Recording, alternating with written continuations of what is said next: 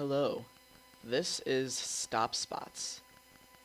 It is our app that we made to allow a user to find points of interest around any given CTA line stop.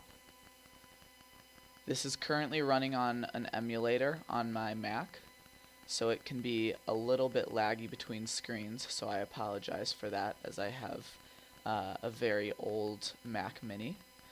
But let me show you a little bit about how it works. This is our starting screen here with a simple title, and you start by clicking Pick a Line. Here you can see a list of all of the CTA lines, and for the sake of this project and being able to complete everything we wanted, we limited it to just the red line this time. But if you click one of the other lines, you'll simply get an alert saying warning, blue line coming soon, only red line available at the moment. And you simply dismiss that. It does the same thing for all of these. So let's then step into the red line here. Once you click the red line, we have a list of stops.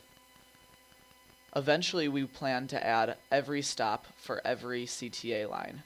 But again, we wanted to limit it for the moment just to make sure we could complete everything that we wanted to. Instead, we chose to just limit it to the stops between DePaul's Lincoln Park campus and their Loop campus at the Jackson stop. So this part gets very interesting because when you click on one of these, it makes a request to the Google Places API. And based on the latitude and longitude that I give for each of these stops, which I store statically in the code, it's going to look and search for places nearby. So interestingly enough, Fullerton stops pops up here, and DePaul University is a spot that's right nearby. Also from the Google Places API, I pulled in the ratings for each of these places. So you can see DePaul is rated 4.3 out of 5 stars as an average on Google reviews. We also have a costume shop, Lincoln Hall, Apollo Theater. Let's click on Lou Malnati's Pizza, because let's say I'm coming home from work and I'm going to get off at the Fullerton stop, and I check what food might be available there, and I see that there's Lou Malnati's Pizza, one of my favorites. It's got good ratings here. When I click on this, changes the title to Lou Malnati's Pizzeria, and here we have a functioning Google Maps map created. And this is using the Google Maps API. And as you can see, it's placed right here, Lou Malnati's Pizzeria. And you can move it around, you can zoom in and out. So we see the Fullerton stop here. And just nearby, I can find my way to this Lou Malnati's Pizzeria. If I click back, it takes me back here. And if I click on a different one, let's say maybe I'm not in the mood for deep dish, I want to go to Home Slice, which also had great reviews. I also have the location for that right here.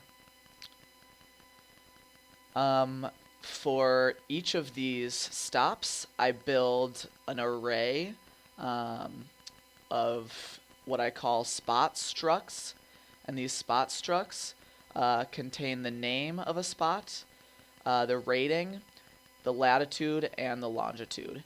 And with that data for each one, I'm able to display the name here, display the rating, and also get the location. So if you simply click on one of these other stops, let's look at the Grand stop. Well, now we're in the loop. So what we see here is tons of hotels come up as nearby spots when you're in the loop.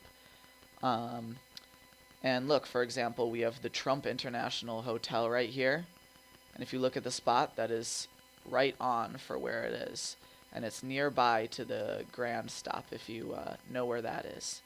So we're getting accurate nearby locations and spots, which is great.